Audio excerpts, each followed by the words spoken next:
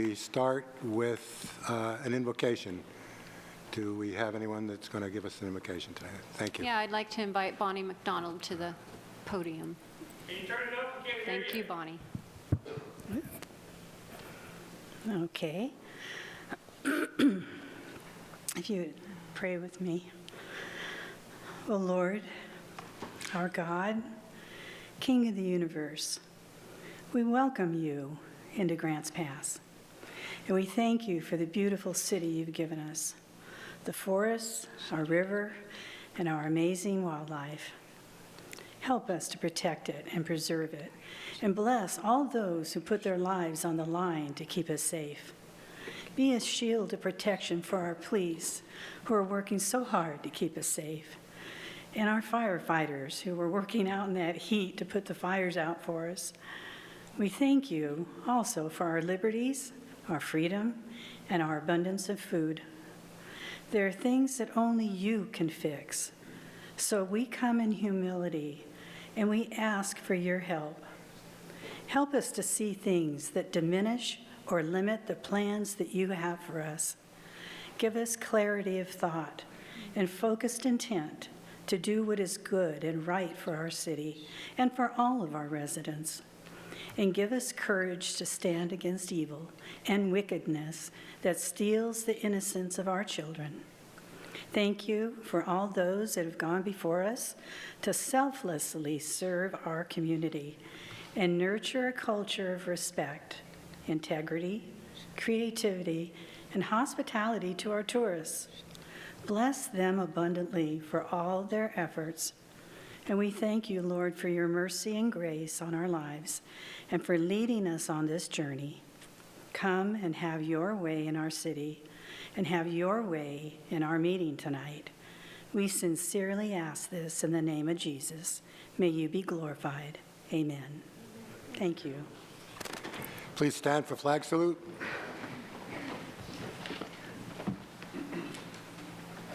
I pledge allegiance to the flag of the United States of America and to the republic for which it stands, one nation, under God, indivisible, with liberty and justice for all.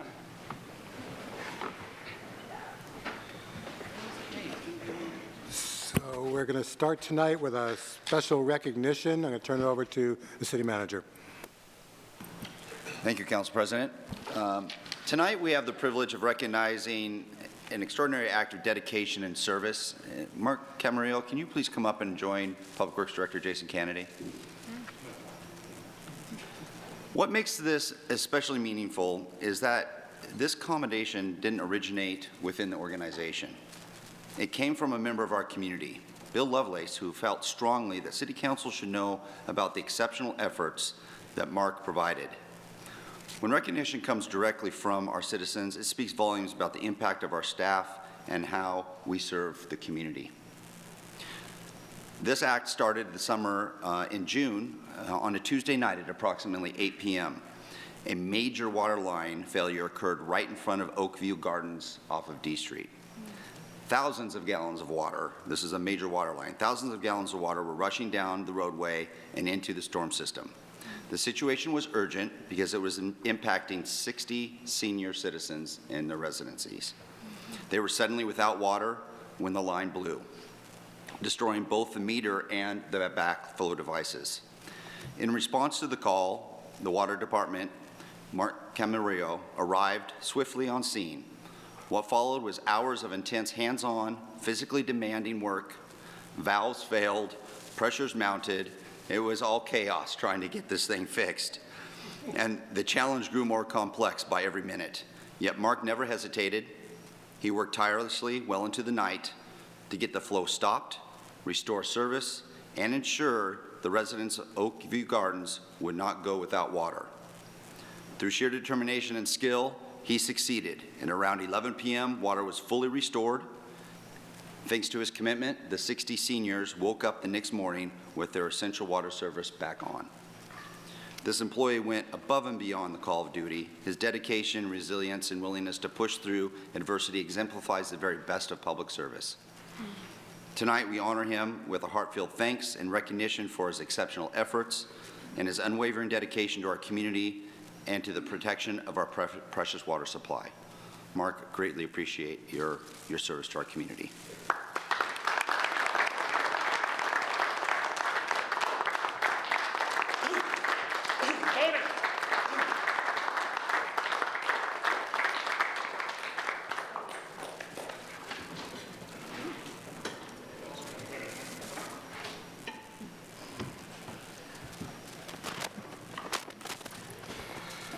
Okay, first council action item tonight is a resolution implementing the moderate income revolving loan program and authorizing the City of Grants Pass to enter into agreements with the Oregon Housing and Community Services. And we've got Justin. Justin. Thank you very much, and you'll lead us off. Thank you. Justin Ginnelsberger, Planning Manager. We just met on Monday, so here we go again. So this is a presentation about the Middle Income Revolving Loan Program. Before you is a resolution implementing the program. This authorizes the city to enter into agreements with the Oregon Housing Community Services, and then also with developers later on. And this is to further housing and homelessness. Offers incentives to support access to quality and affordable housing options.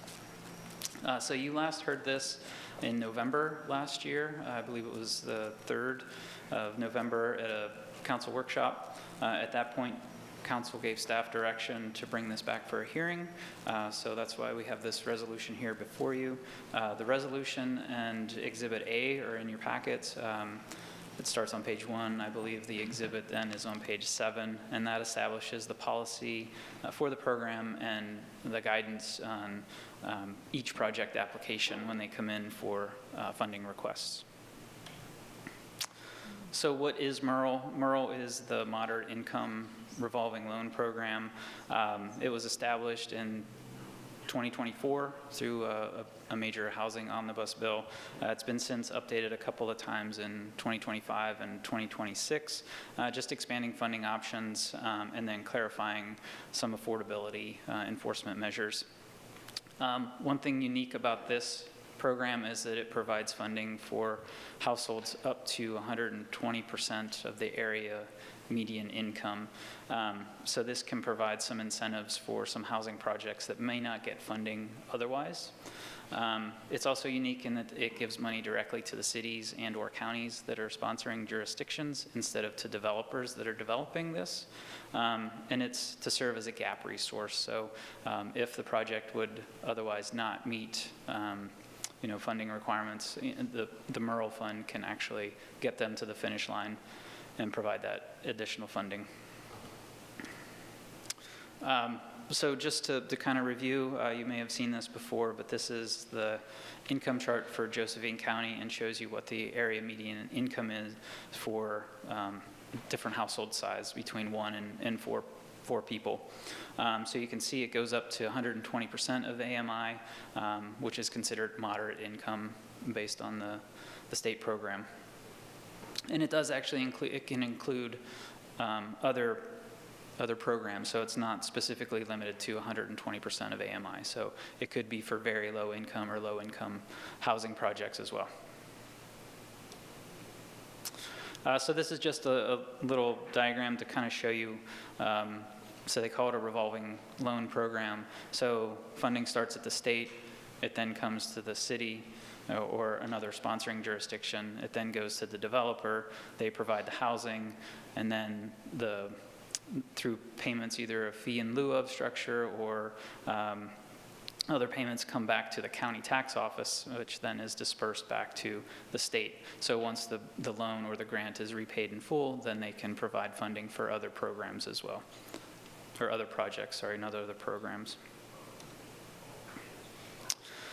So this is just giving you an idea of what some of the eligible uses are. So one thing that this is interesting is that they can pay system development charges. They can do pre-development type costs, so design, consulting, acquisition, infrastructure. And it can be for new housing, or it can be conversion of non-residential structures into housing. So the resolution includes two financing options. So option A is more of a grant, and then if the developer goes through that, there's a 10-year tax exemption on the property. They pay a fee back that goes to the county and then to the city. So the county will take up to 1% for their administrative costs. The city can get up to 5% of that payment for our administrative costs, and then the rest goes back to the state to repay that program.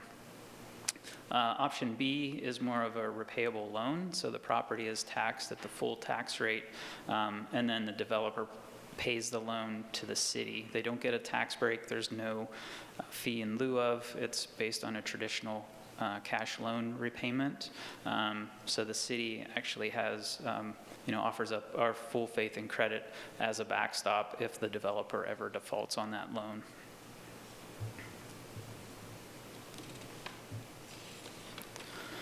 So some of the advantages and disadvantages, it is zero cost capital, meaning the money comes from the state. It doesn't come out of the city's general fund.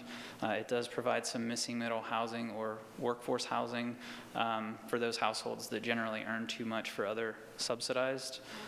It's a permanent revolving fund, so once the funds get back to the state, they can issue those funds for other projects, which if the city has a project, we can get more than one project in our city. We're not limited to just one funding round. The state provides all the underwriting. They provide us examples of the loan agreements and things like that we can implement. So there is a long-term commitment to the city. Even if we can reimburse our administrative costs up to 5%, we still have monitoring and tracking of those payments, making sure that the developer is meeting the affordability objectives. Again, we're offering our full faith and credit in case the developer defaults on the loan for option B, and it does cut temporary tax revenue on option A, so schools and fire wouldn't get the full tax. Under option A, the property would be taxed as if it was undeveloped, so pre-development cost through that affordability, so the 10-year repayment period.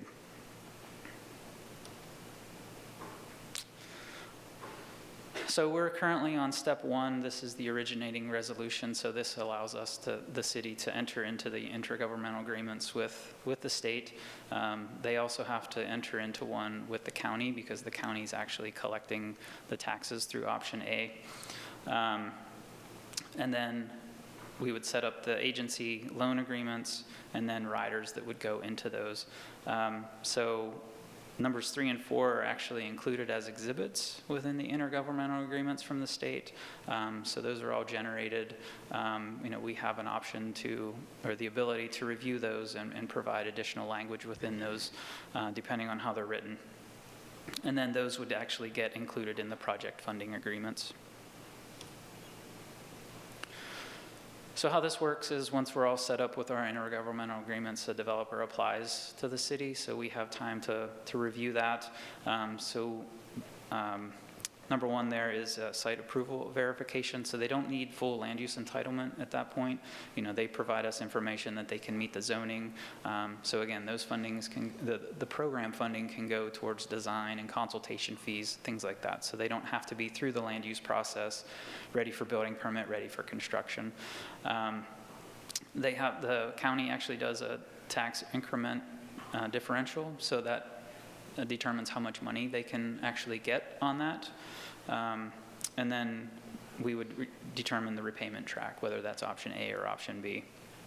The state reviews all of that to make sure that everything meets their requirements, the program requirements. They actually have to do a pro forma to make sure that they are in fact eligible for this, that they meet the requirement to get this funding.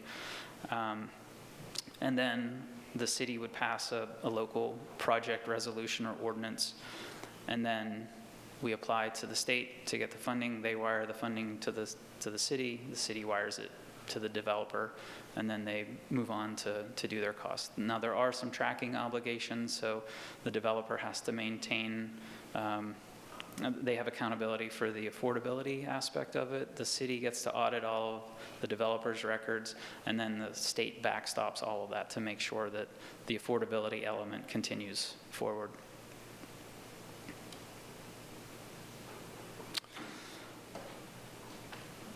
So this is the call to action. We are recommending approval of the resolution, but we're happy to answer any questions. Any questions from council? Rick?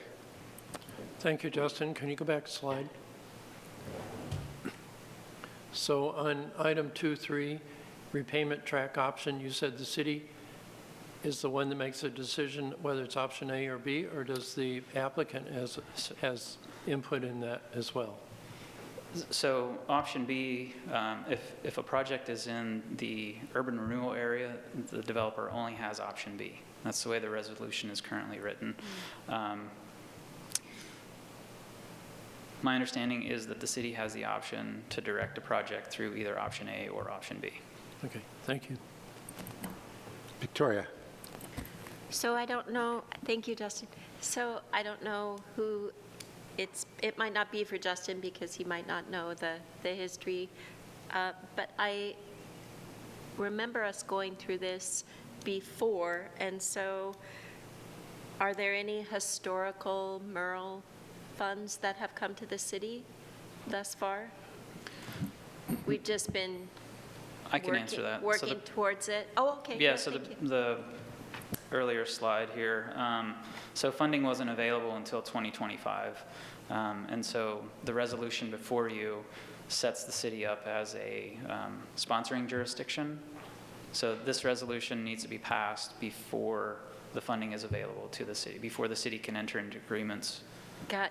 with the So state. I know Yeah. we've just discussed it before, so I was thinking maybe the program had been, this was the second year or something.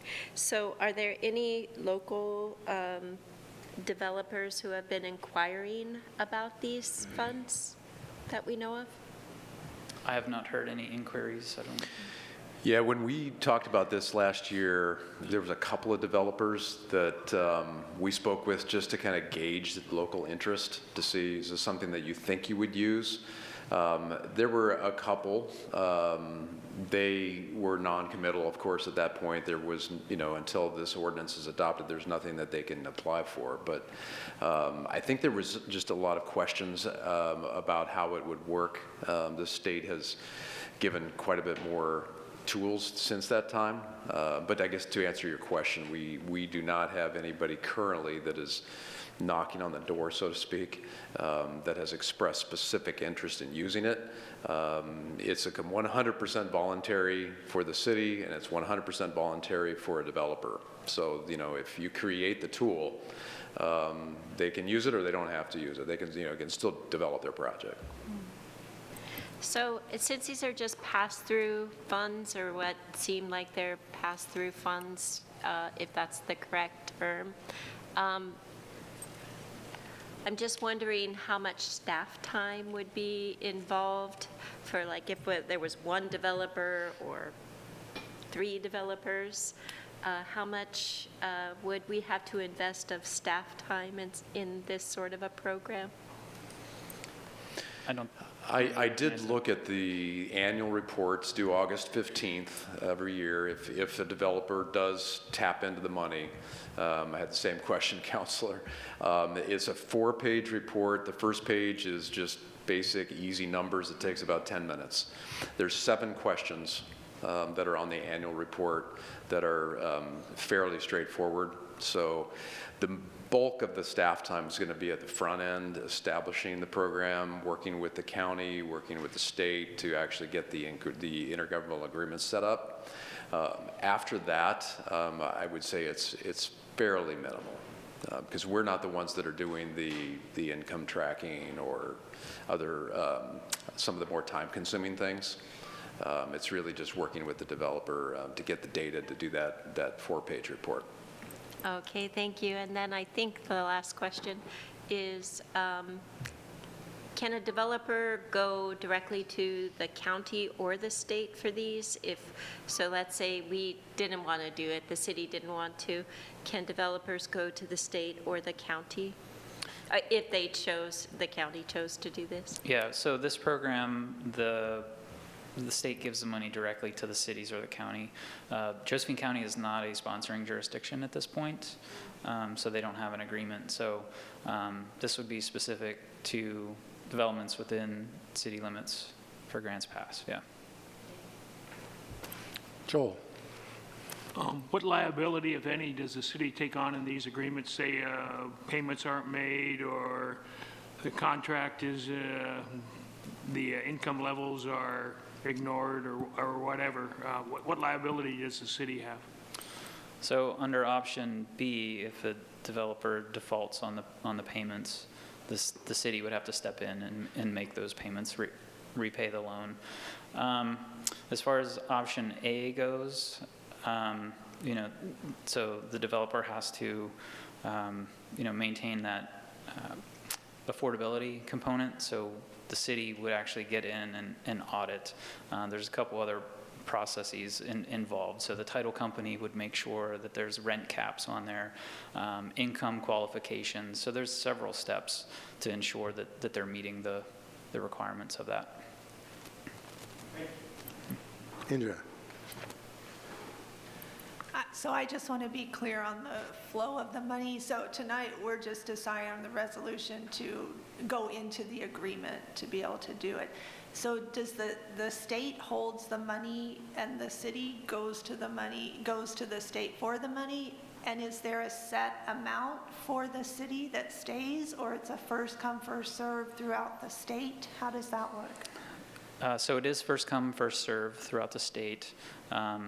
So it would depend on the pro forma that the developer, so the developer would come in and say, I want the city to apply for this money. Here's my pro forma. Here's how much I qualify for.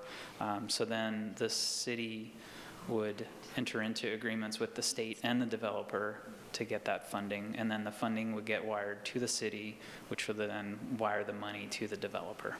Okay, and we could do that again and again until they're out of money? Until they run out of money, And yeah. I saw that one of the acceptable were ADUs even, is that right? Is that, yeah. Okay, so, Only on the ownership side, not the rental, because you can use the program for either ownership or rental, but the ADUs are not an option under the rental side. It's only if you, for an ownership. okay. And does the city or council have any say in what kind of housing is developed? So if we want more middle income as opposed to low income subsidized housing, do we have a say in that, or just anyone who came and wanted to do it could do it? So the program offers complete local control. If there's a project that we don't want to enter into an agreement with, we don't have to. We're not obligated to at that point. The idea behind this program was to provide a gap funding source, because as maybe housing for lower income individuals have up to maybe 80% AMI generally has more funding available to it, whereas those folks in the 100 to 120% AMI, those projects generally don't receive a lot of funding to subsidize or offset some of the costs. So that was kind of the design that the state had in mind for this program. Thank you. Kathleen? Thank you, Justin. I was wondering about the loans themselves. Are these reduced rate loans? So the loan from the state to the city is 0% interest. And then when the city loans out the money to a developer, the city can decide on the interest rate. So we could continue that 0% interest rate to the developer, or keep 1 or 2%, yeah. So But it's up to the city It as would to stay what. low, though? Yes. Okay. Is there a cap on that? I don't know. So what are these loans called? Like, what type of loans are these called? Is there a name for them, or are they some kind of category? I didn't see anything. Brad, did you see anything in if it was a specific type of loan? No, I mean, Counselor, are you referring to the loan that the state has created? Yeah. Or it's Yeah. a revolving loan fund? That's the overall program, meaning, they're trying to get this to operate in perpetuity so that the repayments then can be, there is no new capital that would have to be allocated by the legislature. They would use the repayments to continue the 75 million that they have already allocated. Okay. That's the program loan that the state created. But then there's the other option that Justin talked about, that is Option the B. repayment by the developer for that, initial outlay. And I don't think they've given that a name. I've not seen a specific, that's just that would be set up through an agreement that would be subsequent to this program. If you adopt the shell, if you will, that's what you're doing tonight, then there would be subsequent agreements that would go into some of those details. Okay. So what is then the benefit for the developer if they have to pay back money? So the developer can use the money for any of these eligible uses, so they could, lower their initial costs, whether it's a land write-down or to pay for infrastructure, and then they could calculate what their loan repayment would be further on. So it would give them more stability and more insurance as they're moving forward in their project. So it offsets that initial cost for them. And if I could just add on to that, the other piece of that is they get an exemption for 10 years on the property taxes for the improvements, not on the land. They still have to pay the property tax on the land, but this program is set up for an exemption on the improvements. So that's really kind of the driver here, is that, if you put in $1 million of improvements, and then Josephine County Assessor, they do that calculation that Justin talked about, and then that's the differential that they don't have to pay for 10 years. So it's kind of a cash flow issue. Okay, and then just my last question is, was this part of the infill project that we had talked about, up 6th and 7th? No? Okay, Yeah, it's different. thank you. Victoria? So even if you could go back to option A and B, so I have a new question now. So under option B, it says there's no tax breaks, but does that mean just on the land they could still receive those on the improvements? Is that what you were saying, Bradley? So Bradley was talking about option A. So Option A. Yeah, so option B is more of a low or no interest loan to the Okay. developer, yeah. But option B is the only one available for the urban renewal district. Correct. Okay, so that's a big, okay. So option A would just be everywhere. It would be more residential, and you could, okay, thank you, Brad. Thank you, Justin.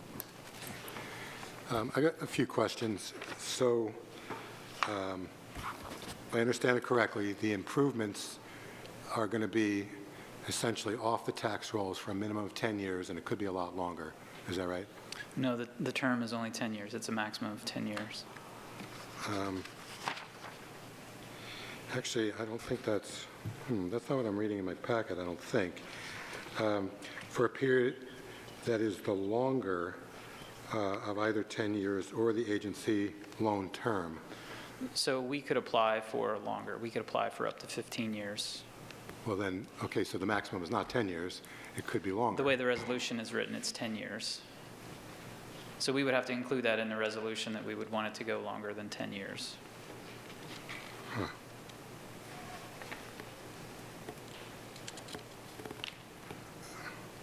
Okay, so that's something that has to be decided actually before we vote on it, or that's on a case-by-case basis depending on what the developer needs as incentive? So we haven't put that in this resolution. The project loans are on a project-by-project basis, so my understanding is that if we lock in 10 years at this point, we're at 10 years. Well, why does it say it's 10 years or longer? I'm just reading in the packet. I'm just not I'm not tracking with what you're saying because it doesn't seem to be tracking with what's in the packet. It says contingency loan from initial sale for a period that is the longer, the longer of either 10 years or, no, the longer of either 10 years or the agency loan term.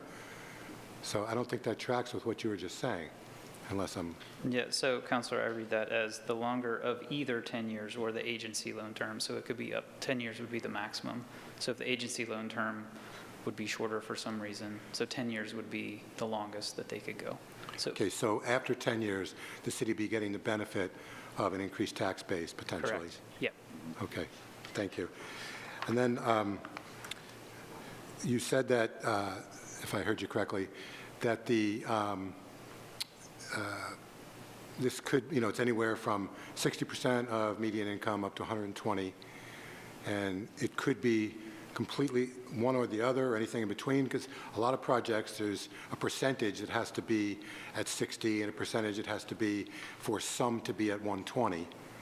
But you're saying that we could potentially reject anything that was 60 or 80% of median income if that's not what we want to incentivize. Yeah, Is that correct? good question. So a developer could come in with a project that's a mix. They could have some subsidized housing, whether it's 60%, 80%, 120%. They could have market rate housing. They could actually do mixed use.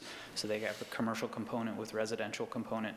So it would just be a tracking issue. So they would have to verify that their residential units that they're applying for this qualify for the program, and then through the tracking and the auditing, the developer would ensure that he's keeping that affordability component on those specific units.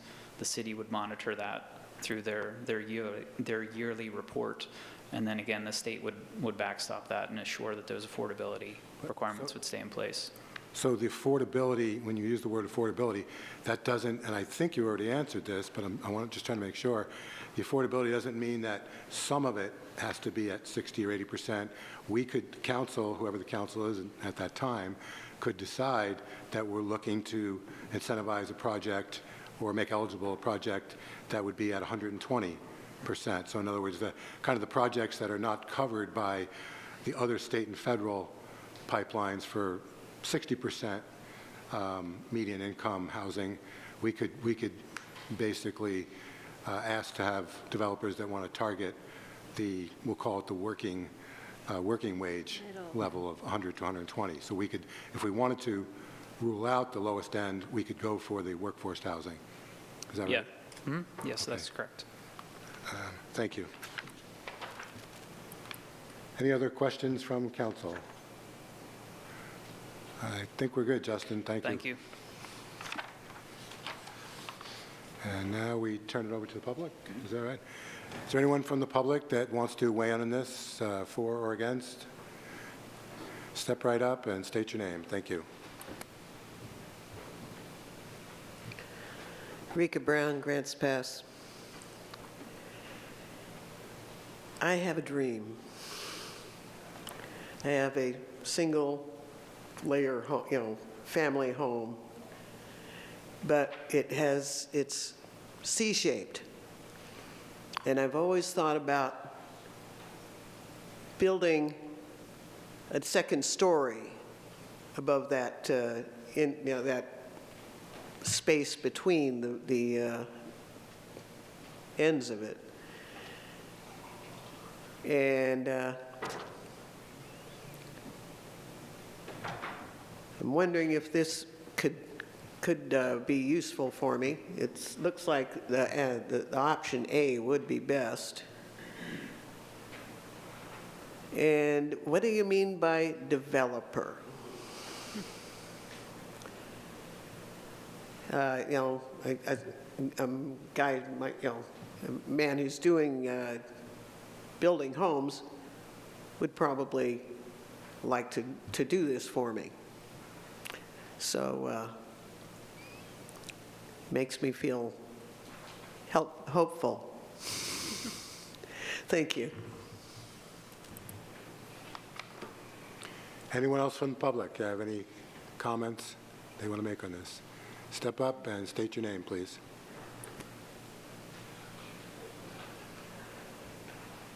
And raise the microphone up. Yeah. My name's Craig Maitrey. I've lived here for about 15 years. This is a terrible idea. I just want to be blunt about it.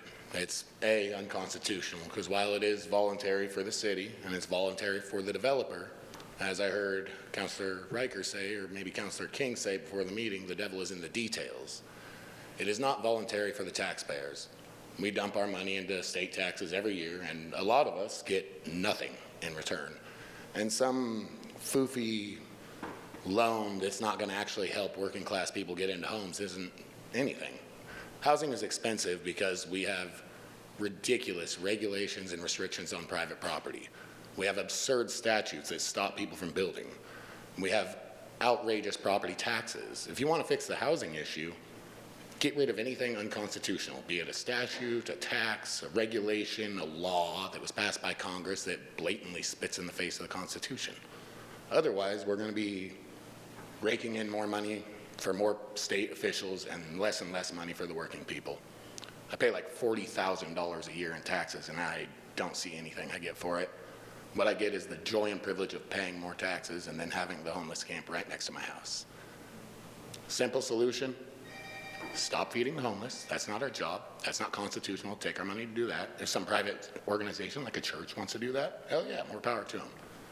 If people want to give out loans to their neighbors to help them put extra houses on their property so their brothers and sisters and nieces and nephews and grandmas can live on property, awesome. But right now that's illegal.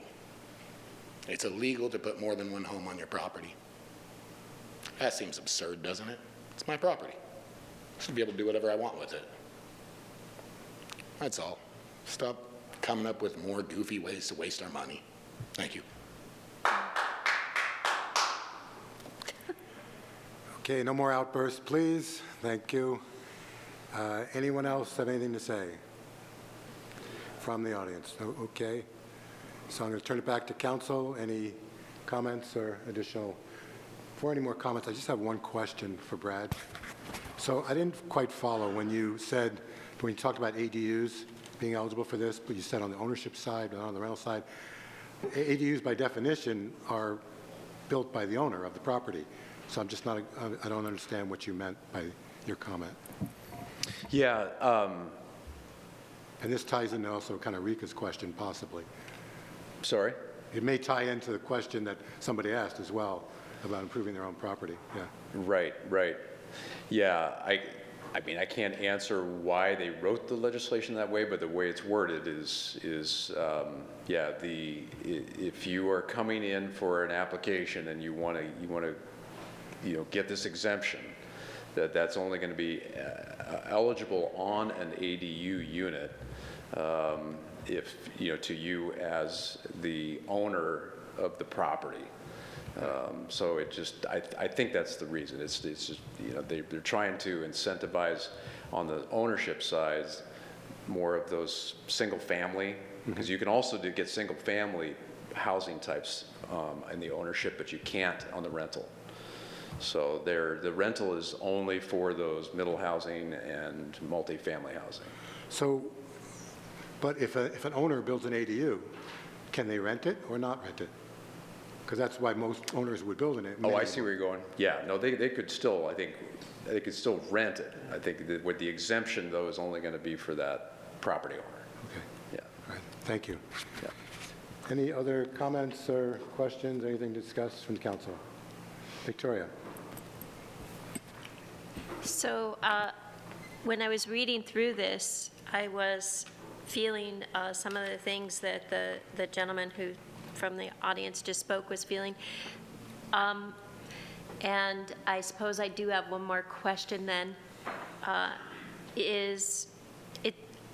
What other programs are available just to the general public that you know of, where you could go to a bank Are there any programs? It seems to me like there must be other ways that people could get these sorts of loans to build the low-income housing or middle-income housing, because they are being built. So what other programs that you can think of that are in existence currently that people are utilizing to do this?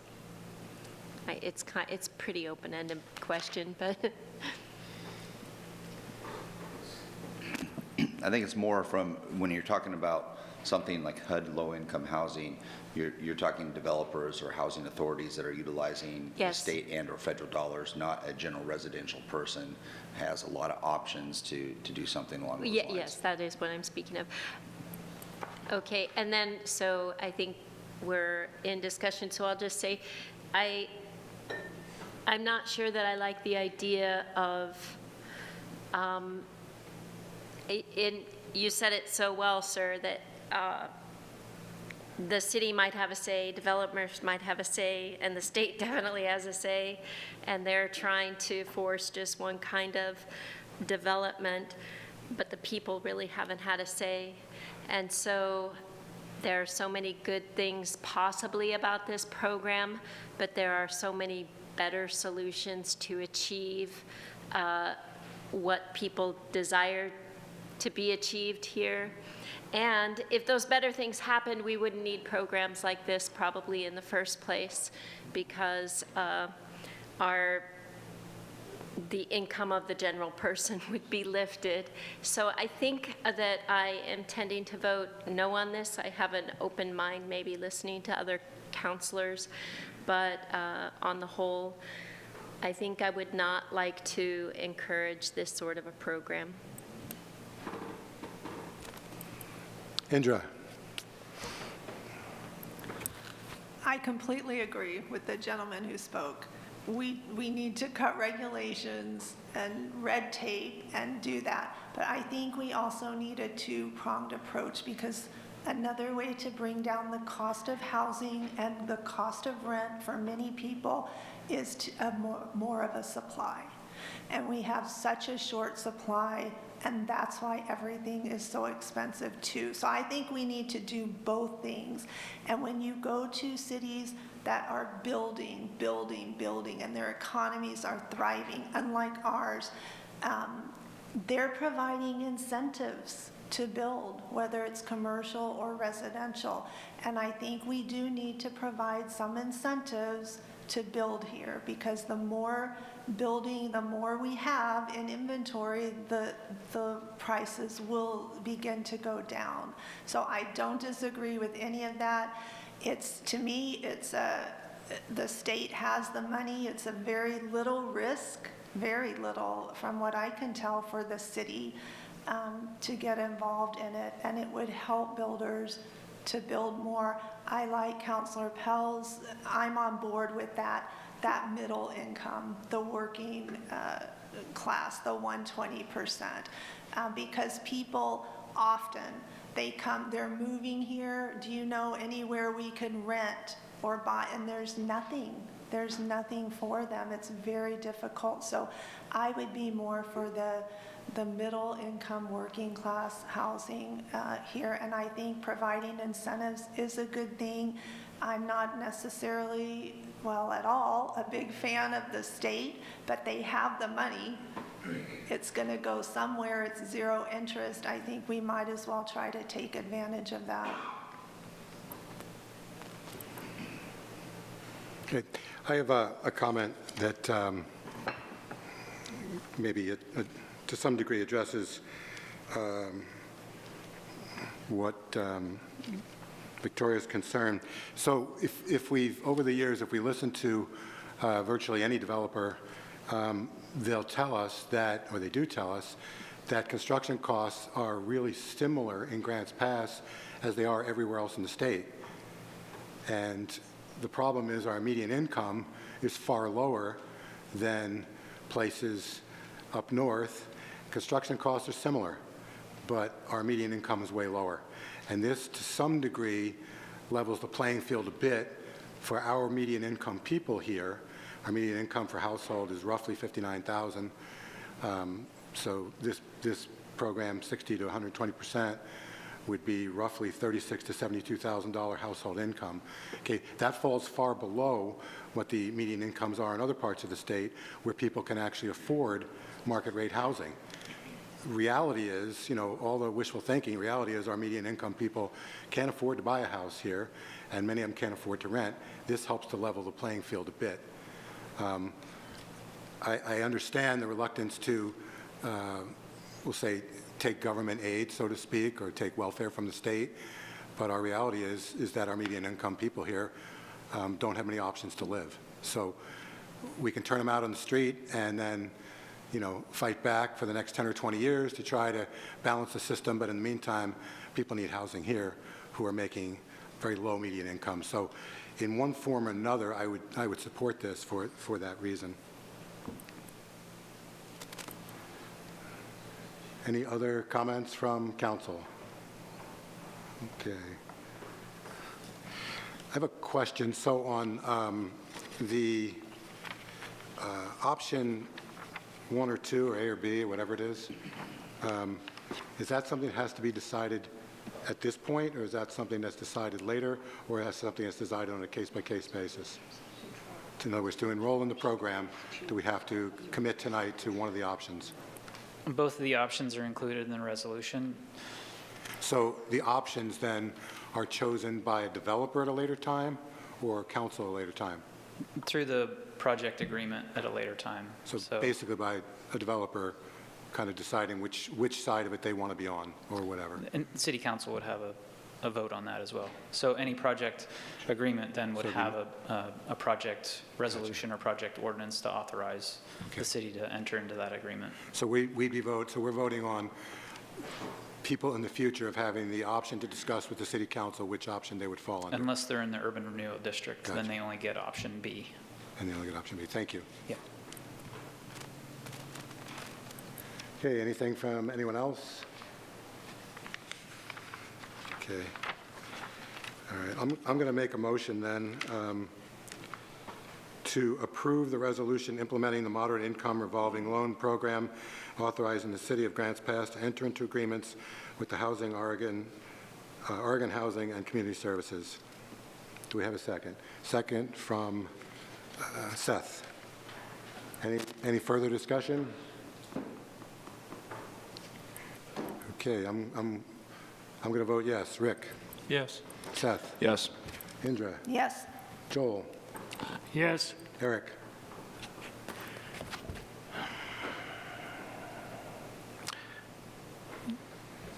Yes.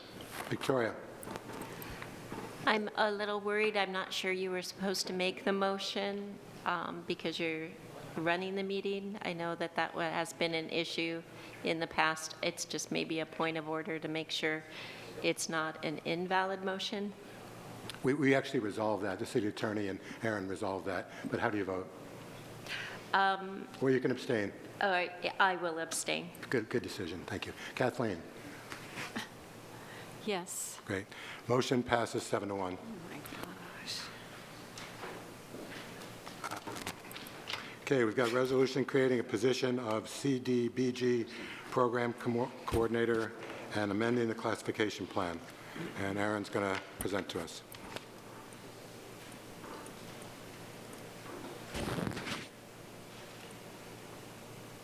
Good evening, Council President, council members, members of the public. There's a resolution in front of you to create a position within this City of Grants Pass, and whenever we do that, that does require City Council approval.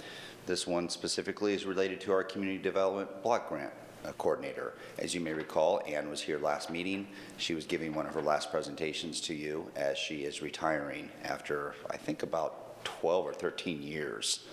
We've had her for quite a while. Been an honor and a privilege to do that. We became a city entitlement grantee back in 2013, which provided an opportunity for us to get basically guaranteed community development block grant dollars on an annual basis instead of competing at the state level with everybody. When that occurred, we also picked up needed a program coordinator who is responsible for administering all of those efforts that you've heard in like the reports that Ann has provided to you. Staffing has historically been through a temp agency, and with the temp agency, it comes with a 35% markup, which they usually utilize, but we had a quality individual that was working for us at the temp agency, and it was a rare find to have her with us for that many years.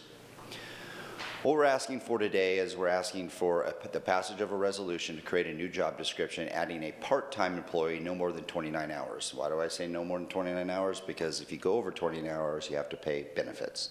So this is going to be a non-benefited position. They do have the ability for PERS, but they do not have the health benefits that would be associated with that. This position is 100% funded by the Community Development Block Grant dollars. So no city money at all is coming from, is going to fund this position. This position is self-funded through the block grant dollars that we receive. Anticipated funding is around $350,000. That's about where we are each year, is in the $300 and some thousand. In fiscal year 25, for the program, from an administrative perspective, we spent $59,000. In 26, we spent $57,000.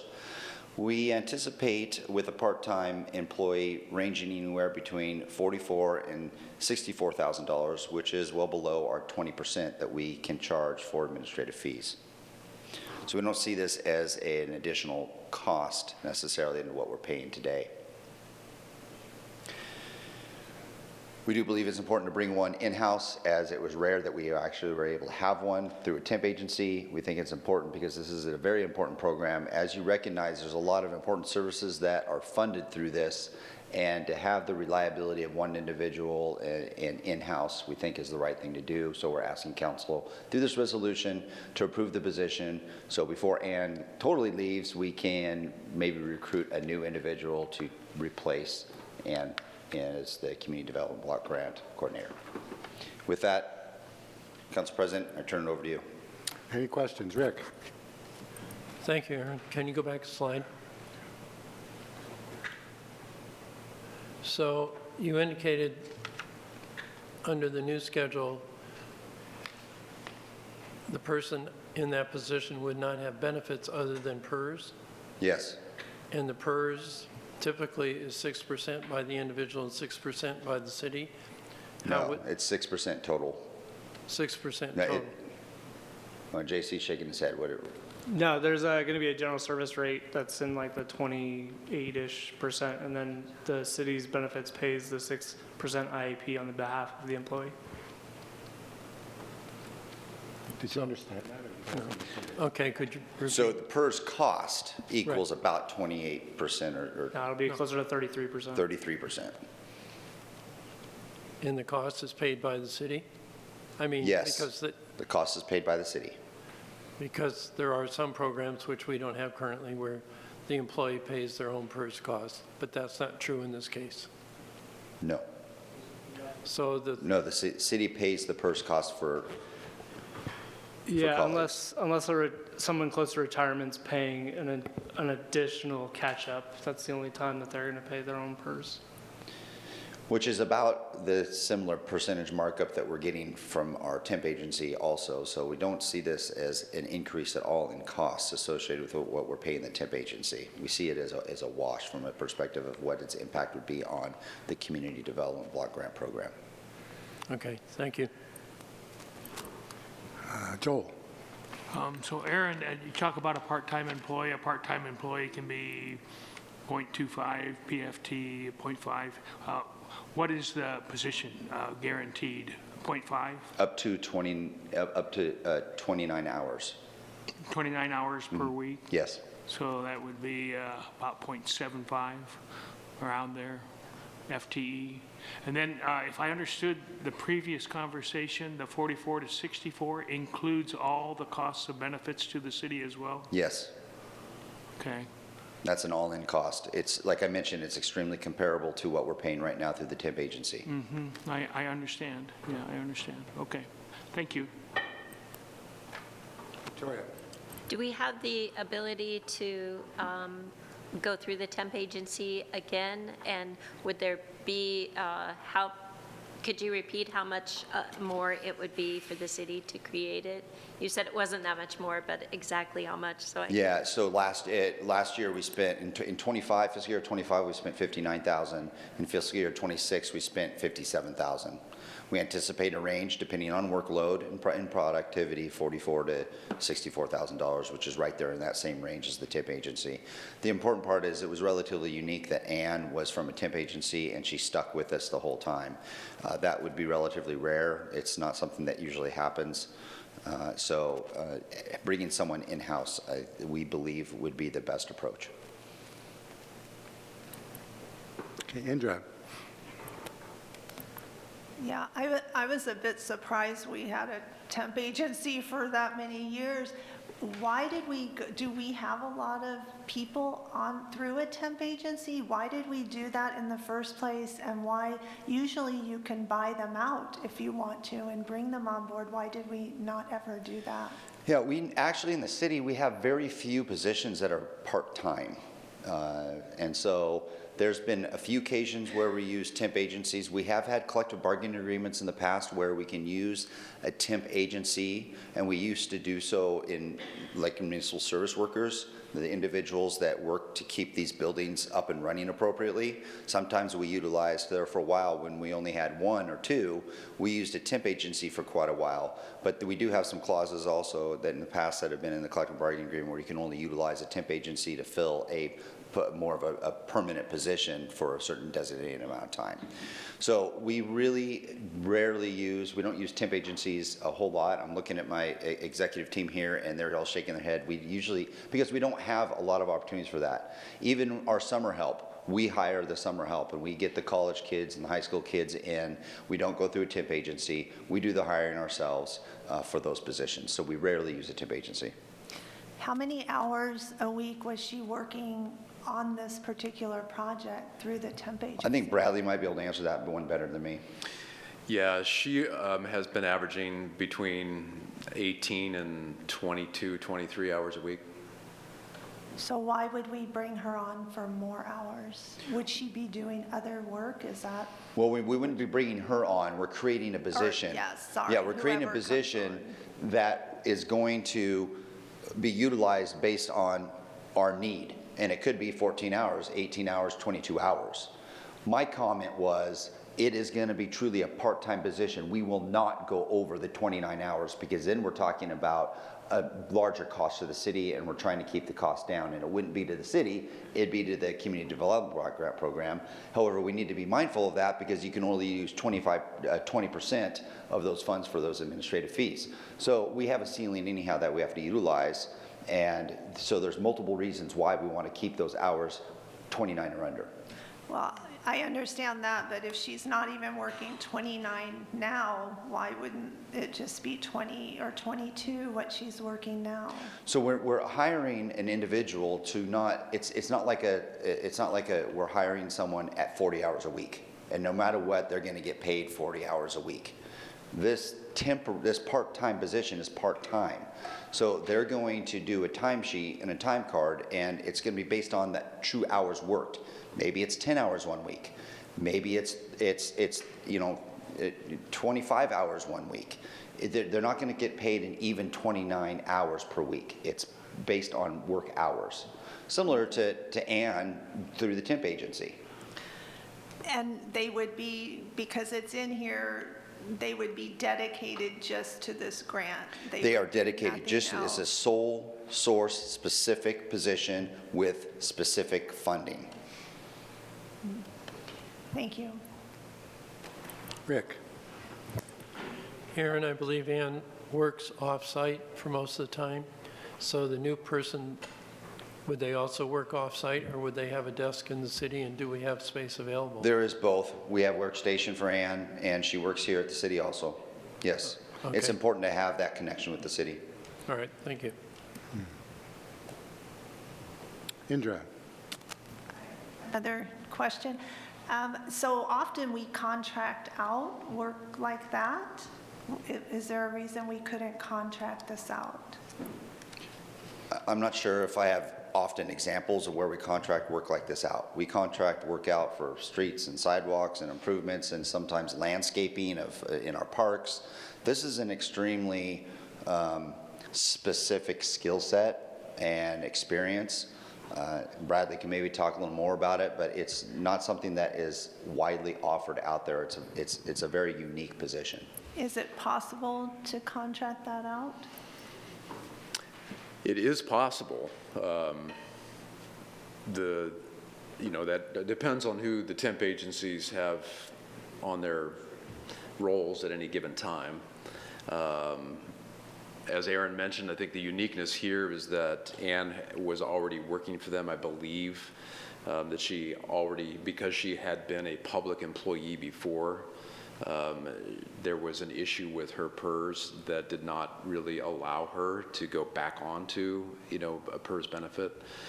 So there was that. But I think the likelihood of calling up any temp agency and saying, do you have somebody that, has a legal background, that can work in grants, that can track Excel, that can prepare, formal agreements. She had a legal background, and so, we were just fortunate to continue to have her. But I think the likelihood of a temp agency being able to provide that type of skill set is very low. Probably more importantly is, though, that we want to be able to provide to our partner agencies, all the nonprofits that the CDBG program works with, kind of a consistency, so that they have a person that they can count on, that year after year after year can work with. We certainly would not want to, and it'd be a lot more work for our department if we, had to have somebody say, well, I'm just a temp, I'm going to be gone next month, or I'm going to be, there's a big benefit to having that consistency of a person, which, of course, as a part-time employee, there's no guarantee that they're going to stay, but we do have a stronger likelihood of keeping them. And I guess you're not understanding contract out, like we do visit Grants Pass to do jobs, not necessarily through a temp agency. So when I say contract out, I just mean a contract through the city. Is that a possibility? So a lot of times with some of the forward-facing opportunities, so we contract out for engineering services, but that's internal engineering services that Bradley or Jason are working directly with the contractor, with our city engineer. It would be difficult to have a forward-facing contract representing the city, and if someone calls, hey, I need to have questions about community development block grant dollars, well, you can contact our city contractor and see where it goes from there. That's a little more difficult. If we were handling all of the CDBG inside, no matter what, and we just needed a little bit of this or that, then maybe that contract would be okay. We actually considered all options. We don't believe there's any kind of real cost savings with any of them. We're looking at this from a standpoint of, because we don't see a huge difference in any kind of cost associated with it, that we will have an internal benefit of better service to our community and better service to the individuals that are utilizing the community development block grant dollars if we have someone in-house. Joel.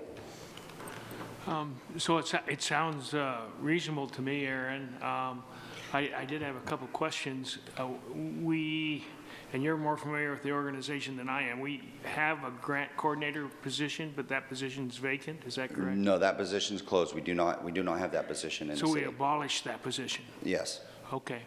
And then the administration of the grant, that would be things like monitoring the grantees to make sure they're fulfilling the requirements of the federal program. That would be doing the reports back to the federal program so that we still remain eligible. Yes. And probably would also involve preparing presentations to the city council. Yes. On what's going on and why and those kind of things. That's correct. Okay. Okay. Thank you. Okay. Let's see. So do we know, because the Community Development Block Program is nationwide, it's a federal program, yes. Correct? So how do other cities handle this? I mean, I imagine the temp the temp situation is probably rare, but I don't know. How do other cities handle this? Bradley might have more familiarity with the internal workings of that, so I'd refer that question to Brad. Yeah, in my career, I've never seen it not be a person that's internally. I'm not saying that it's not. I mean, there could be, as Councilor Nicholas pointed out, a contracted out position, but it is dominantly within community development or planning, where those responsibilities lie. Thank you. Do we have any other questions for staff? Seeing none, we're going to turn it over to the public. If anyone has any comments in either direction or anything to do with this subject, step forward now. Seeing none, we'll turn it back to council for discussion or a motion or anything from other councilors. Joel. Aaron, I did have one more question. I didn't hear any discussion on amending the classification plan. Now, maybe I just missed it, but what are we amending there? You're adding the title of Community Development Block Grant Program Coordinator to the classification plan. So we're just creating a new position is what you're saying? Okay, okay. After discussion, I'm willing to make a motion depending on what people discuss. And I what did they have one wanna more do. question for Aaron. That's Okay. Joel. So we're adding one more employee, and who would their supervisor be? What position is their supervisor then? Their supervisor would be the planning manager, which is Justin Ginlisberger. And to be clear, if the CDBG program is ever eliminated, this position would be eliminated. So that makes the position of the plan director a little bit more valuable, probably a little bit more weight for an internal equity issue, and could potentially make the value of the planning department supervisor go up. And is that likely to drive that person's pay up because they have another position underneath them? No, no, because that responsibility has always been there. You know, the oversight, the monitoring of it, tracking has always been there. It's just tracking it through the temp agency or tracking it as a part-time staff person. Okay, thank you. Yeah. Joel, what were you going to say, Joel? Or anything else from discussion from any council? Indra. Yes, I get that it's not going to cost the city money, but I kind of don't believe that because anytime you grow government, it costs the city money and taxpayers. So I get that you're saying it's only these hours and whatever, but it could be, I mean, they'll probably go to the 29 every week. I mean, I just don't trust it, honestly. I think it's much better to contract out to capable parties than to bring people in and grow government because of the inefficiencies. I'm not saying you're not doing a great job, but of government in general. So just for that reason, I mean, we're talking about the salary schedules and compensation. We've been talking for a year of compression and compassion. Now we're going to bring someone new into a union pay scale, and we can sit here and say it doesn't affect compression and compaction, but they'll be getting the union raises and the COLA raises and all of that too. So I think it'd be more efficient, more effective, and honestly, they would probably be more productive working at home on their own. So I'm going to be against this. Kathleen.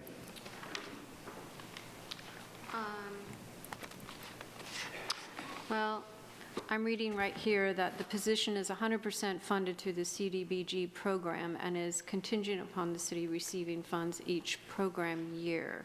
So it sounds pretty safe to me. So I'm just going to make the motion that I move to create the position of CDBG program coordinator and amend the classification plan. Do we have a second? Victoria, second. Comments? Victoria. Yes, it seemed like I'd have to go back to the screen, but the differential could be, it was like $4,000, $6,000 possible a year. I might be wrong on that, but I just know that the CDBG, say that 3 times fast, coordinator, when she comes to speak to us, she's talking about programs for elderly people to weatherize their homes. So these are real, sometimes emergency repairs that need to be made for really vulnerable people. And I just always enjoy her giving us the information about the people who do utilize the funds, and it seems like they do get used. And I appreciated what Bradley said about she was a highly specialized person, and a temp agency is not going to probably have that kind of skill set. So I think that there's minimal risk to the city, and the benefit I know is great. And just 15 minutes ago, we approved something that where the city might be at risk for paying very big loans. So, and this is $4,000 to $6,000. So I'm happy to second, and I am for this, and will vote yes. Okay. Anyone else comment? Okay. Yeah, I was going to add that for the last 6 years or so that I've been watching Ann come in and report to us, to me, every year I'm kind of blown away and very impressed by her level of competence. I don't ever remember anyone on the council having a question that she couldn't answer right then and there with specifics. And it was always, frankly, quite refreshing to have someone of just really, really top form anytime she was here. And I don't see us being able to get that from a year-to-year basis from temp agency or even possibly a contract person who might decide to bail. Because, you know, I could think of nothing that would be more frustrating to me if I was applying for that program than to have an answer from a person who has the job this year that's grossly different than the answer that I got from a different face the prior year, et cetera, et cetera. So to me, having consistency there, I think, would be make it a lot easier for that program to work well. The only reason that I would have for voting against it is I share Indra's level of suspicion of government anything. But this seems to be pretty straightforward, and the fact that the position would go away if the national funding went away also seems to limit our risk. So I'm going to be voting yes on it. And any other comments? And who made the motion? Kathleen, you made the motion. How do you vote? Yes. Victoria, how do you vote? Yes. Eric? Yes. Joel? Yes. Indra? No. Seth? Yes. Rick? Yes. And I vote yes. So 7-1, measure passes.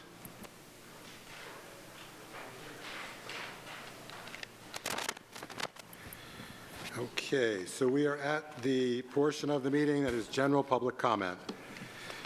This is an opportunity for the public to address the City Council on items not related to a public hearing or council action item on tonight's agenda. The intent is to receive information that is pertinent to matters within our city's jurisdiction. Each speaker will be given 3 minutes and may address the council as one body. At the conclusion of public comment, council will have an opportunity to respond. Public comment will proceed in an effective and courteous manner. Citizens and council members may state their positions without disruption.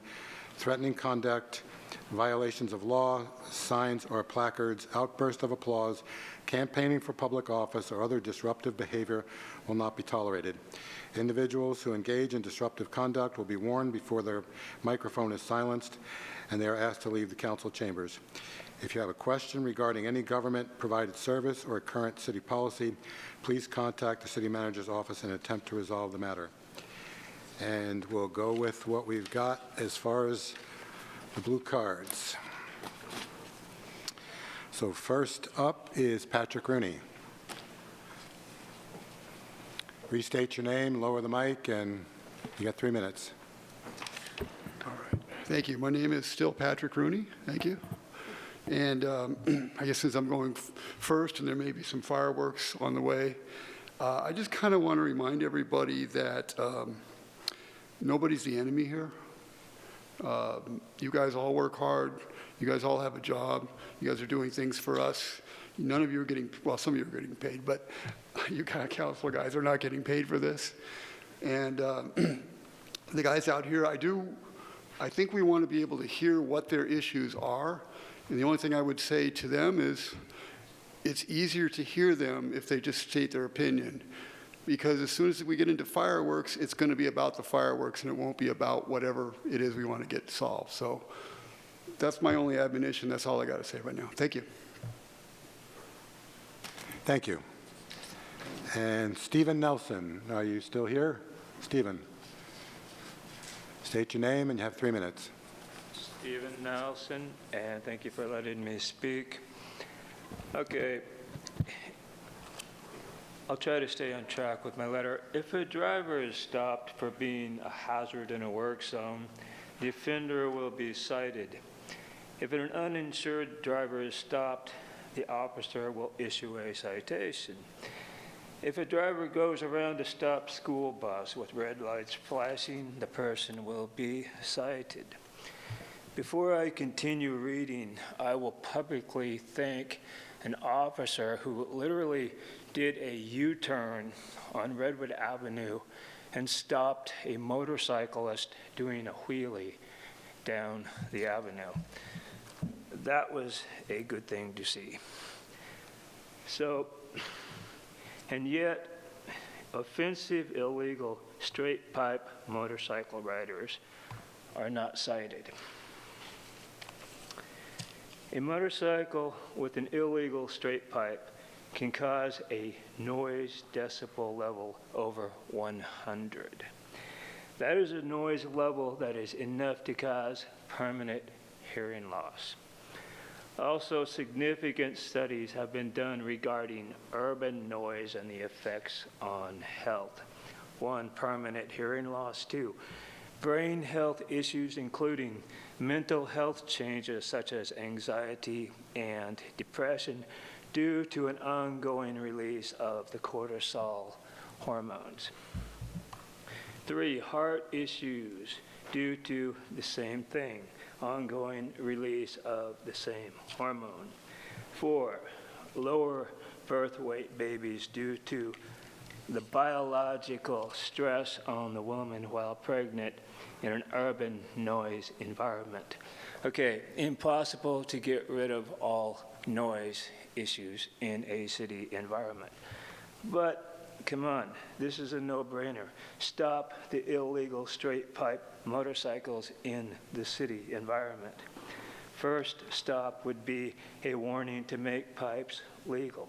Second stop would be a citation for the pipes that are not legal. The third stop, the motorcycle would be impounded for the motorcycle is not legal. Please make this happen. They are a hazard to the health of our community. So I plead with you, start citing these riders. Thank you. Thank you. Someone with one name only is Victor. Is Victor here? Okay. State your name, please, your full name, and you got 3 minutes. Victor, Grants Pass. You are not the government.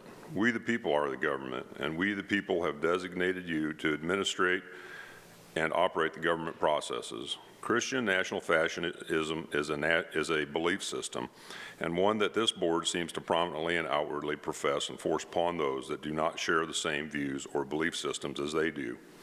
Please keep in mind as we move forward, God does not exist, and neither it or religion is scientifically supported or verifiable and repeatable facts or processes. They are actually and merely individual belief systems.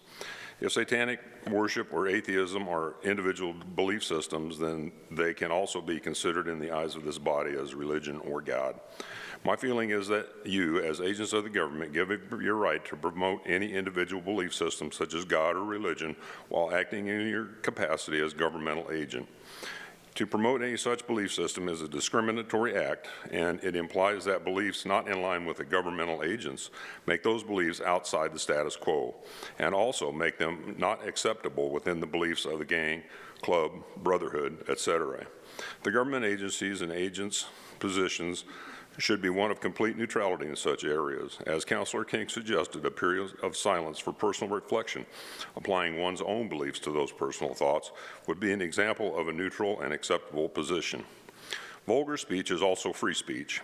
Vulgar is defined as lacking sophistication or good taste, unrefined. Those definitional terms are arbitrary, subjective, and difficult to define, meaning vastly different things to diversely different people. If we are to use and follow comments by members of this board when the bar for vulgarity has been set to a very broad standard of what might be acceptable. When someone goes into public service, they give up some rights, as in the case of public records, or not to be recorded in the course of their duties, or not to be subject to redress of grievances. The right to free speech is the driving force behind public discourse and redress of grievances against the public body. It is meant to be uncomfortable by design. If you, those with you, do not want to be in an area where free speech is allowed and in use, and your level of discomfort or is unbearable when you and only you are obligated to remove yourself to an area that is more tolerated by your sensitivities. What you cannot do is inhibit my free speech in order to salve your fragile emotions. Thank you. Thank you. Dave Blakely, you're up.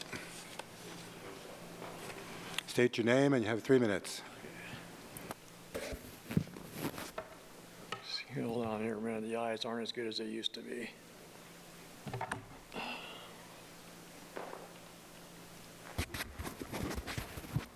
All right, Dave Blakely, City. You know, I've lived here for 49 years, coming up on 54 years of marriage to a fantastic woman. I'm a Vietnam veteran, a father, grandfather, and a great-grandfather. I owned a business in town for 12 years, and I've worn both firefighter and law enforcement badges within the county, totaling a period of 16 years service to the community, and I'm extremely concerned with what I see happening to this community and to this general governing body. There seems to be a lot of controversy concerning the issue of prayer before these meetings, so I have a simple solution to this problem. How about just a moment of silence, folks? I don't know. I'm really concerned about defense tactics being used, consisting of closed fists and elbows to the head, currently being used by city police that are not taught nor condoned by the Oregon Police Academy. The Academy actually teaches officers of these liabilities using said tactics. These tactics come with potential multi-million-dollar liabilities, which the city is now involved in due to a recent incident. I'm concerned about the use of such tactics that carry such a large liability, and I would ask council and staff to direct staff members to research other defense tactics that carry less liability to the city, the department, to the officers involved in employing said tactics. I'm also concerned about city council members who refuse to stop speaking and continually override other council and staff members.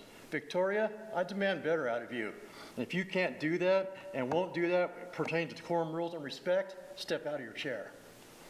I'm concerned with when I hear Councilman King publicly state that he doesn't care about how many lawsuits Grants Pass gets itself into. Mr. King, I strongly suggest you reconsider your position in that chair. I'm extremely concerned that we have a sitting councilor who has declined multiple opportunities to tell the truth regarding his wife, who is a sitting budget committee member for the city of Grants Pass, regarding her reposting on social media of a list of alleged community agitators who are actually respected community members who have served this community with honor. This same councilor has been actively and aggressively trying to weaponize the local court system to silence a local citizen of his federally protected rights under the First Amendment. You, Mr. Slogel, are an absolute embarrassment, and you, sir, should resign effective immediately. Which brings me to my final point. It was obvious from the last city council meeting as to which ones of you opened your legal packet provided you by the city attorney regarding First Amendment issues and specific case law pertaining to the same. For those of you who failed to open those packets, you now also become a liability. Remember, you answer to us, we are your boss, and this behavior will no longer be tolerated. If you can, we demand better of you, effective immediately, and if you cannot do that or won't do that, then simply step down. Enough is enough. Council members Pell and Nicholas, thank you for your due diligence and respect. Council and staff, I thank you for your time. Thank you. And Rika Brown, you're up.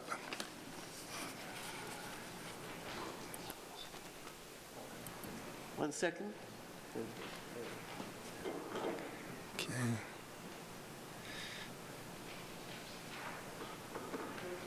Okay. Rika, fertilizing the garden.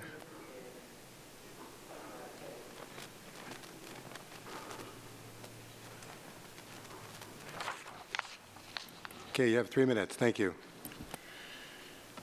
It's the climate. This morning I woke up, looked out the window, and the sky was bright red and orange. Jesus said that this sign of the weather meant that there would be rain. But in recent decades, this weather sign cannot be dependable. It is more likely smoke from wildfires. When I first came here in 1985, we were greeted with a banner on 6th and 7th Streets. It's the climate. The same sign greeted me in 1999 when I came home from Arizona. But as 2 decades of dryness, heat, and growing wildfire passed, the banners became a joke and disappeared. The climate is not so nice anymore. It was not so nice when Grants Pass burned in 1905 or 6 and the town was rebuilt with bricks. My son-in-law has been working for a man who is building fireproof houses in the county for rich people, while other builders use wood. Their customers can't get insured against fire in the counties, but with a fireproof house, they won't need fire coverage. The burning of Grants Pass was the reason that we built a water plant and distribution system, so every house and business would be able to keep their property fire safe with green plants and wet ground.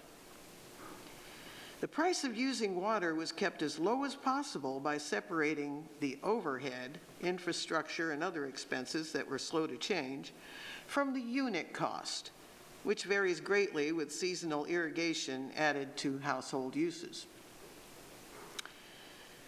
Every city in the country was doing the same thing, selling water cheap or even free to keep their city from burning. Overhead is 99% of the cost of utilities, while their product is 1%. The base rate for water and sewer varies upward with the size of the pipes, so bills can be paid monthly or bi-monthly. Water unit costs were a single unit rate for everyone. Sewage was all base rate because sewage cannot be directly measured. It was an exceedingly fair and affordable system. What we have now is unfair and unaffordable for the majority. You can bring the old system back. Thank you. Thank you. Next up, we have Mike Pelfrey. State your name and you have 3 minutes. My name is Mike Pelfrey, a city resident. My topic is really in regards to the state of what our city has become. I've done a lot of traveling, and what I do is I pay attention to what other communities look like, and I can tell you that in my travels, none of them look like the city of Grants Pass. This city is disgusting. And I say that, I hate saying that, but it's the damn truth. I am sick and tired of pulling out my phone and having to call public safety because homeless people continue to commit vagrancy within our community. They continue to use our parks for their own personal, 1, restroom, 2, open-air drug den, and then at the same time, you know, it really drives me up the wall because I live next to a river, and I love the fact that we have such wonderful weather where you can actually open your doors and windows at night, but that gets diluted because I hear drug addicts arguing across the river at Tussing Park when they're not supposed to be there. I hope that the city, I would make a recommendation that I think that we should look at the hours that our parks are open. I think if a park has sporting courts, that perhaps 10 o'clock is okay. But parks like Tussing Park need to have an earlier closing time. There's really nothing else to do in Tussing other than to sit there. They can't go to the restroom there because the vagrants have tore up the restroom. That restroom has been closed for months now. So what I would like to kindly request is a refund to the taxpayers of the city of Grants Pass. It's not my fault that that restroom is closed because of vagrancy. It's your fault. When I say your fault, I mean the city in general. The other thing I want to talk about is the fact that if you go down there towards the super enabling center that we've created next to Bimart, what I'm seeing is a lot of homeless people that are not inside this particular containment zone or homeless zone or whatever you want to call it. They're staging and putting so much garbage in and around the closed, the tore down car wash. And so, I went on a walk the other day because I thought, I'm just going to go see what this thing looked like. It was disgusting. You guys got the pictures that I sent. We have not had any type of answer in regards to the parking. That's what rest areas are for. We have rest areas not far out of the city of Grants Pass. These vans and cars and dilapidated vehicles, that's where they need to be parking. If they want to come into Grants Pass and shop, they're welcome. Thank you. Thank you. Okay, I'm just going to make a very brief comment. On this next card, there's only basically one word, and I'm going to call this person just by one name, and it's not because I have any disrespect or that anyone in the council has any disrespect for this person. It's just that's what this person goes by. So, Fitch, you are up, and you have 3 minutes. State your name, please.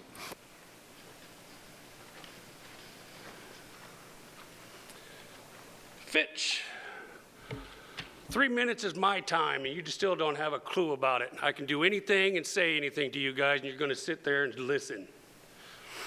You don't know what constitutional compliance is, and that's going to bite you in the ass every time. The ADA lawsuit, you didn't understand about constitutional rights, and they came after you. You violated my rights and tried to take me through court, and that's going to bite you in the ass. You didn't even read the legal pamphlet that legal counsel gave you on the 5th, or you would have had a clue, but you didn't. Try to play it by ear like everything else. You're not representing the whole county. You're representing only yourself, only when it applies to you. The religion. Oh, let me get back to the clapping. You guys clap first. We can clap any damn time we want. You follow decorum rules, or you break them. We can do the same thing. Decorum rules are for you, not for us. We give you limited power. Do you understand that? Limited power. You don't duly warn me. Your religion, you're going to allow that crap in here like we got rid of it in Josephine County? You're going to allow Ryan Clark's Salt Shakers Club in here. You're going to allow the Judaism. You're going to allow Buddhism. Everybody will get their 3 minutes to speak or pray however way they want. You want that? Let's bring it. You're violating people's constitutional rights, and it doesn't apply when you want to play your own games. I can't wait for see Ryan Clark come in here and bitch at you and give you the baby raper speech after he took all of you guys to court. And who won? You guys did, because the businesses covered your ass. And just because you have one group of idiots thinking that they're overpowering everybody else and they get to be listened to, you violate the other group of people that's not being heard. And that's a constitutional violation. And everything that you don't listen to when people speak is a lawsuit. It gets put on the addendum. Just like Eric Schlegel's wife slandering my dad's name like a little child. This guy's gotten you all in a huge lawsuit. And that's the beautiful thing of this, because you will follow under 100% constitutional compliance. Have a great day, ladies. Thank you, and that concludes public comment tonight. We are now, let's see, did we change the order of our business the other day, or is that? No, we're still under current, under our past ordinance, past procedures, so now we go to Okay, so we're going to go to consent agenda, and then we'll have any response or any comments from mayor and council. Do I have a council volunteer to read the consent agenda? Kathleen, please, thank you. It's nice and short tonight. A, resolution authorizing the city manager to enter into 5-year agreement with West Coast Corporation for electrical on-call maintenance services for the water restoration and water treatment plants. B, there's a motion acknowledging the receipt of the monthly investment report for July 2026. C, motion acknowledging the receipt of the monthly water revenue bonds investment report for July 2026. D, motion approving the minutes of the City Council meeting of August 5th, 2026. E, motion acknowledging the minutes from the Tourism Advisory Committee meeting of July 7th, 2026. I motion that we accept these. A second. Rick. Discussion? Kathleen, how do you vote? Yes. Victoria? Yes. Eric? Yes. Joel? Yes. Indra? Yes. Seth? Yes. Rick? Yes. I vote yes. Motion passes 8-0. Okay, so now we're going into matters from mayor, council, and staff. And anyone on council, if they wanted to respond to anything that the public had to say, they can do that now. Kathleen. So I guess I wanted to respond to the people that talked about prayer tonight. It's hard for me to believe that there are many against the prayer as it has been handled up till now, because we've been doing it for 1.5 years, and there have been, up to this point, no complaints. And I'd like to address the discomfort by design. If it's by design, then why can't you tolerate discomfort? Also, I wanted to address Rika's beautiful, it's the climate. And it makes me want to start a campaign to encourage residents to water their lawns. Thank you. Anything else from council? Victoria? Yeah, I wanted to thank Patrick Rooney for really wise words.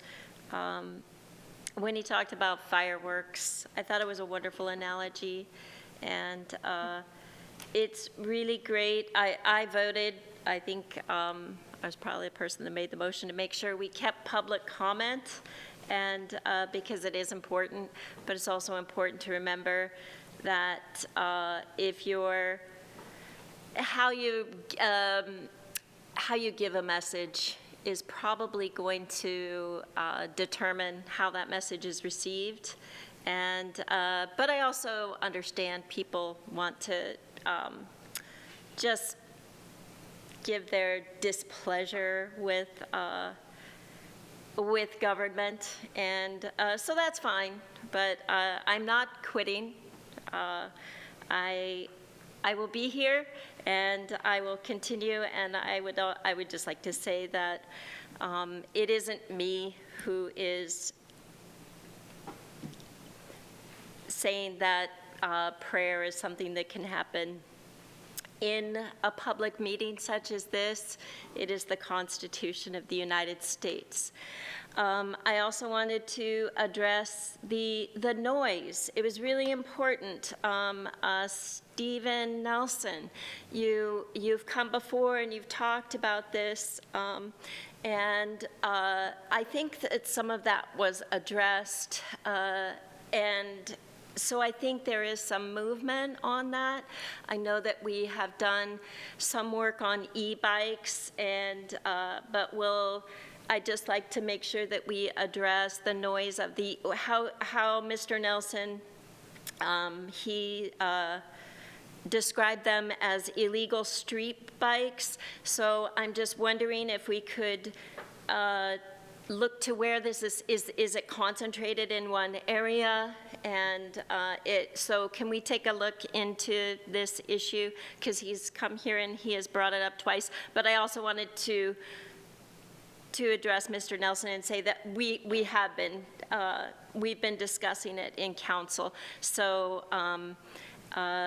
it would be great if you emailed mayor and council, and then maybe people could give you back what has happened, because it's not, I don't know exactly what it is off the top of my head. But thank you for coming again. And I believe that was it. But I do look forward to the memo on the prayer in the meetings. I hope that is coming soon so that we can address it quickly and efficiently, and of course constitutionally. Thank you. Indra. Yes, I'll address one specific person, but just in general, I really appreciate the people that get up and speak here. And I really take what you say to heart, whether I agree or not. I listen to what you say, and it means something. And I learn every time from you, from things you say. So I know it's not easy to come, it's inconvenient, but I really appreciate it. I wish more people would come, honestly, and express their voice on different issues, what we're doing well, what we're not doing well, because we are here to represent you. That's why we're here. And then I see Mr. Woodard in the back, so I just wanted to say he gets a lot of bad press sometimes, and we got a lot of bad press as we worked our way this last year through the homeless thing. And I think we're in a better place for sure. Yes, there are problems still, but we're working through them. And we're in a much better place. And I know having the unmanaged camps closed is a huge difference, huge in the north end of town for sure. And I know now we have some problems in the south end, but I have confidence that we're addressing those, and we'll continue to address those. It's just going to take a little time. So I just want to appreciate Bernie and all that you do. He's here almost every day working. And thank you for what you do for our community. Rick. Rika, I want to thank you for your statement. I agree that things need to be watered, and I like green lawns. But I still support It's a Climate sign. I had friends that camped at St. Joseph, Oregon recently, and they had to leave early because of smoke. And I hear tonight that Phoenix, Arizona is going to have a major sandstorm. So it is the climate. Love it. Thank you. Yeah, I'd just like to make two comments. One is it was just by good fortune, Patrick, that your card was on top and we got to hear your statement first. And I appreciate you leading off public comment with that. The other thing I'd like to mention is that at our last meeting, Sue Hill brought to our attention really an urgent fire hazard in an abutting property, and I'm really glad that she really pushed the issue, because city staff did finally get on it, and the situation is far, far, far better than the night that she was here 2 weeks ago. So I appreciate that the staff did get on it, and I appreciate her for coming to speak. And anything else from council? Okay, we'll turn it over to staff. Matters from staff. Yes, good evening, council. There is two items I just wanted to mention tonight. One is the Tourism Grant Committee has a meeting coming up, and they need a council liaison for that. So what time does that meet, Karen? It's not set yet, but it's sometime next week. So this is the one that provides tourism grant dollars to applicants that are trying to promote activities that are 50 miles or further. We're looking for a council liaison volunteer. If you are interested, you can let us know. Well, looks like we've got a taker. Well, if it's Monday, Tuesday, or Wednesday morning, yes, otherwise I couldn't do it. Okay. Thank you, Counselor. Oh, I could be a backup. Karen, did you get that? Rick can be a backup. Okay. You may not have had an opportunity to review an email that I sent to you with regards to the funding of the public safety station. I sent it, I got it out right before council meeting, really, before we met. So it was asking if council has a desire to re-look at those funding options. If you do, since there was a motion, it would probably be best for someone that voted in the affirmative for moving forward with the 8-year loan to just ask for reconsideration, and we'll throw that on the quickest workshop to have further discussion. Okay, Kathleen. Yeah, I'll make a motion to reconsider that. Great. Okay. Seconded by Seth, and thumbs up for everyone who wants that reconsidered. Okay. Great, thank you, council. That'll go to a future workshop, and we'll have a discussion about scheduling that next week with agenda setting. So to clarify, Aaron, it wasn't just necessarily the issue, it was the funding source, I guess, that was brought to the table today, right? Yes. Okay, so that'll be included in your presentation? Yes, that's correct. Another option for funding, thank you. Yep. Okay, staff, colleagues. Good evening, everybody. Just wanted to provide some information, maybe some clarity to things that go on behind the scenes that maybe community and a lot of people just don't know. For example, I did see the email that Mr. Pelfrey was referring to, and when you compare and contrast that email to what has been happening right here for years, you might see it in a different way. But also to let you know that behind the scenes, we had already been working on the problem across the street. For example, my team had already reached out to the owner to get an updated trespass letter for that property. And in fact, I think there was an arrest made that night or a couple nights before. And I've already outreached ODOT, for example, on who can and cannot be on their property. The community response team that are responsible for everything that you have seen happen over the years have already briefed our teams, have already educated and coached and guided the rest of our teammates on the enforcement of the new rules that you all made, and we're working through that together. We are fair, but we are firm, and we still treat people properly. But we are committed to taking care of this community, and we're not accepting bad behavior. We just need a phone call.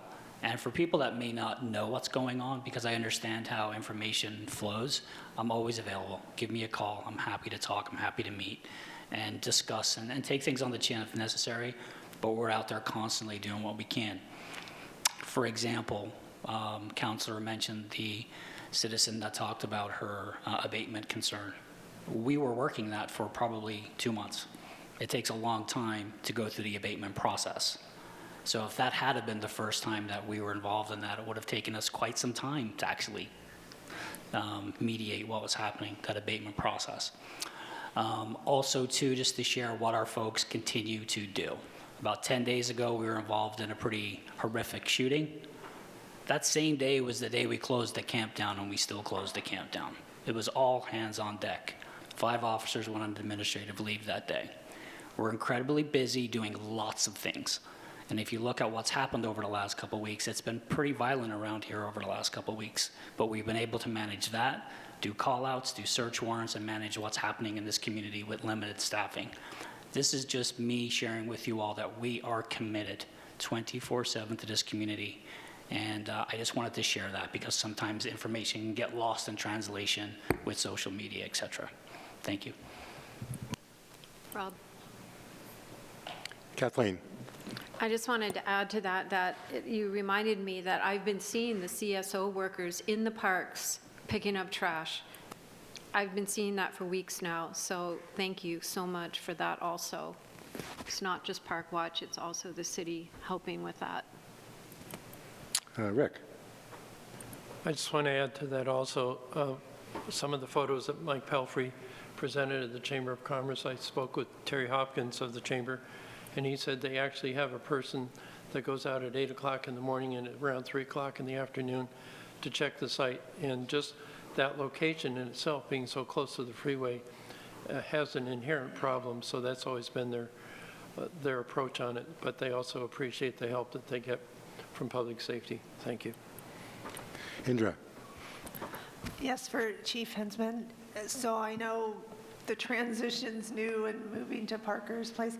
Are you seeing any of the worst offenders or criminals just leaving town, or are they just still around hiding? It's to be determined, Counselor. What I can tell you is that we are already enforcing the exclusion ordinance in our central business district. In fact, I think we had somebody that violated the 30-day trespass and is on a 90-day. So we're working the ordinances that you provided to us.